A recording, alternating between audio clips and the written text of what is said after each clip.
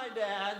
This is my dad. This is the guy that when I was a kid, this is my dad who would, if I said to him, if I complained about anything, he'd say, when I was your age, I used to get up at 4 in the morning, walk 12 miles to school. Uphill both ways. Through the snow. Barefoot. No. Naked. Many mornings I was naked, long lines of naked kids going to school. All I had to keep my body warm were my boots and a belt. So I used to say to my friends, tell me the truth. Did your moms and dads, that they used to have to walk a long way to school? They all had the same response. Except one of my buddies who said, no, my dad only used to have to go about 9.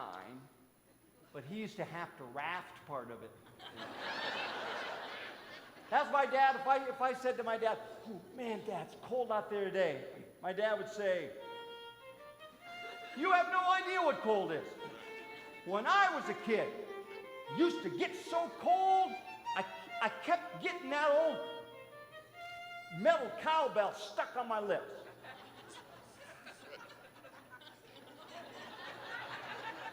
You kept getting it stuck, Dad? You did it more than once? That's my dad. If I said to my dad, oh man, twisted that ankle, there's some pain. My dad would say, you have no idea what pain is. When I was a kid, pain really hurt. Walk it off. That was my dad's solution to any injury. Walk it off. Bloody nose. Well, walk it off. Diarrhea. Walk it off.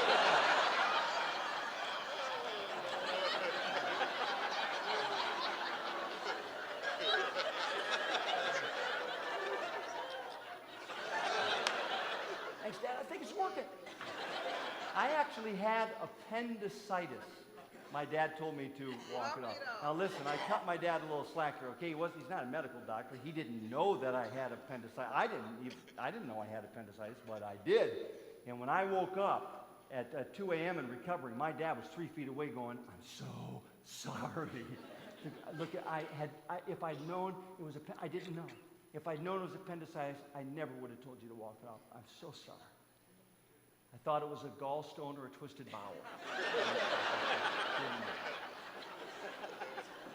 I suppose things were a little tougher for his generation than mine, huh? Maybe a little safer for me than for him. Maybe a little safer for my kids than for me. Maybe a little safer for my grandkids than for... I like to think things are going that direction. I hope they are. And I think they are. Proven to me recently when once again I attempted to put my grandson in his child safety car seat. That was like a puzzle. I got him in there, I couldn't even see him. There's just buckles all over his little body. I'm looking at him thinking he looks like a tiny astronaut in a little escape pod. Contrast that to car seats when we were kids. Huh? In fact, sing this with me. Do you remember this song?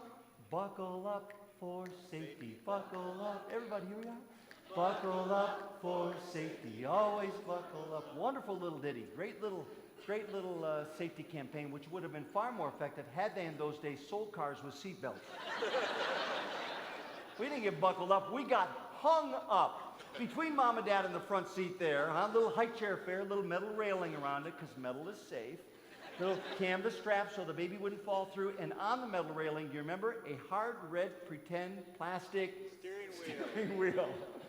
My baby sister loved that, gave her a sense of control, which is completely lacking in the rest of the vehicle. My big sister and I, we would be fighting in the back seat. I understand that all kids through all ages have fought in the back seats of cars. I know that. But the difference between kids these days and my sister and I, when we fought back there, we'd be standing up. My dad would say, hey, you want me to come back there? I thought that was a fascinating idea. Yeah, sure, Dad, come on back. All right, Bobby, that's it. Time out. Up in the back window. He would send me to the back window for a timeout. Turn around, I don't even want you looking this way, so I'd be laying up there in the back window.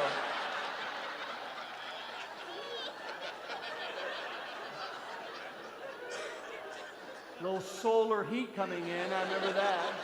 Oh, look, look, there's a farmer on a combine chasing us. Passing us, actually, on this swervy road. And he's drinking. Just praying we wouldn't have to swerve for deer, because there were deer everywhere where I grew up. Listen, I know almost everywhere you people live, there are deer, right? You can't, northern Pennsylvania, you can't believe it. To this day, it was then, and to this day, you can't. There were so many, I was like 10 before I realized that deer were living creatures.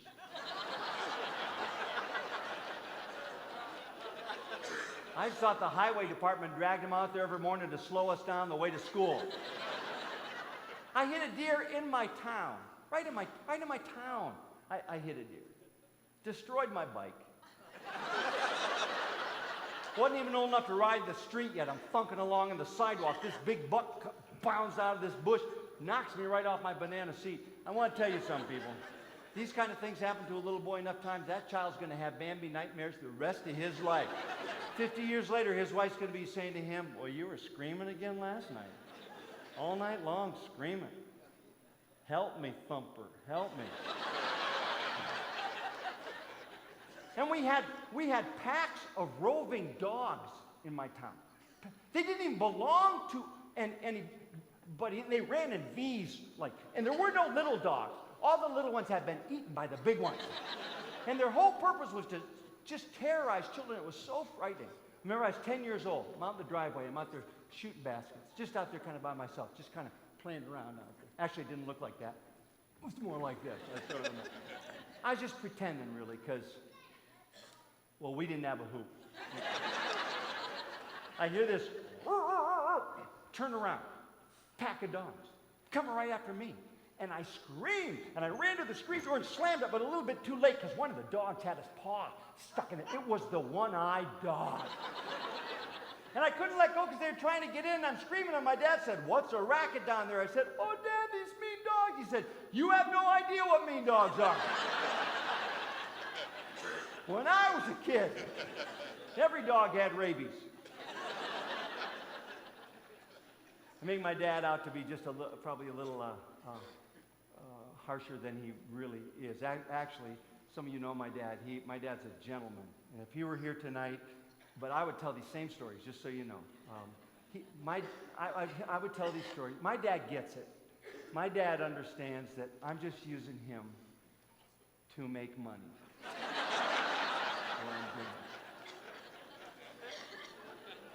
Hardly ever see my dad angry. Well, one time, I had a slinky. How many of you had slinkies, by the way? Yeah. Here's an interesting thing. That has to be one of the greatest marketing feats in all of American history, the slinky. Think about this. Some marketing genius convinced 300 million of us that we all had to have our own personal spring. And it didn't even do anything, people. It did not go downstairs. It did not. No, it did not. No, it didn't. No, yours didn't either. No, it went down 2 steps and threw itself down the rest. You know that's true. I had a giant slinky. We're talking close to $2. And apparently, after playing with it, I left it laying in the high grass. Where the next day, my dad hit it with the power mower. And this did upset him a little. Though it may not have been so much anger as it was just fear. That is a terrifying sight to see that ever-lengthening strand of wire 1.5 inches above the ground, rotating at 2,200 RPM. Pretty much mowed the whole backyard in about 3.5 seconds that day, as I recall. Big putting green behind my house there. Got a call from my mom a few years back. She said, your dad's had a terrible accident. Briefly, my dad, not a young man now, had climbed up in an apple tree 18 feet. And he was picking apples up there and throwing them to my teenage cousin on the ground. And my teenage cousin was catching the apples and putting them in an apple basket. And my dad figured out if he could pick the apples and throw them faster than my cousin could catch it, then he could repeatedly hit my cousin. which he was really enjoying, and they got laughing. Well, my dad was. He grabbed a rotten limb. It broke off. He went backwards off the limb, 18 feet. That's right, 18 feet. Fell, shattered his pelvis. Hospital surgery for 4 hours. You're screwing him back together. My mom finally gets a hold of me. I said, can I talk to him? She said, yeah, I think so. I want to tell you something, folks. I love my mom and dad. I have always loved my mom and dad. Never a moment in my life, this is the good thing, even better part, never a moment in my life have I questioned if my mom and dad love me. I have always known how much my mom and dad love me. But having said that, I would also tell you this. My dad and I, we didn't often say those 3 words, I love you. And I've wondered why that is. Because I always said those words to my boys. And they to their children. And now I to their children. And now my dad and I, we talk 2 times a week, maybe 3 times a week. We never end a conversation without saying, I love you, Dad, or I love you, son. But all those years growing up, we didn't say those 3 words. I said to my mom, can I talk to him? She said, yeah, I think so. And then I heard my dad say, hi, Bob. 2 words. And I could hear the pain in his voice. I had never in my life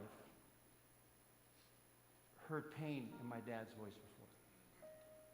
I said, Dad, I'm so sorry. He said, well, thanks, Bob. I said, I heard you were up pretty high.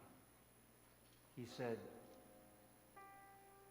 you have no idea how high I was.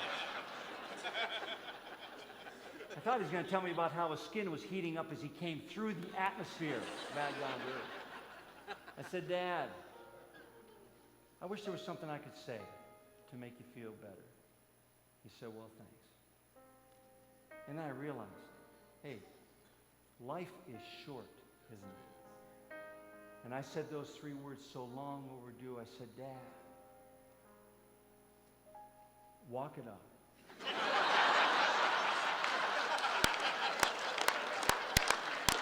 Come on. Which got him laughing pretty good, by the way. Apparently, it really hurts to laugh with a crotch full of screws.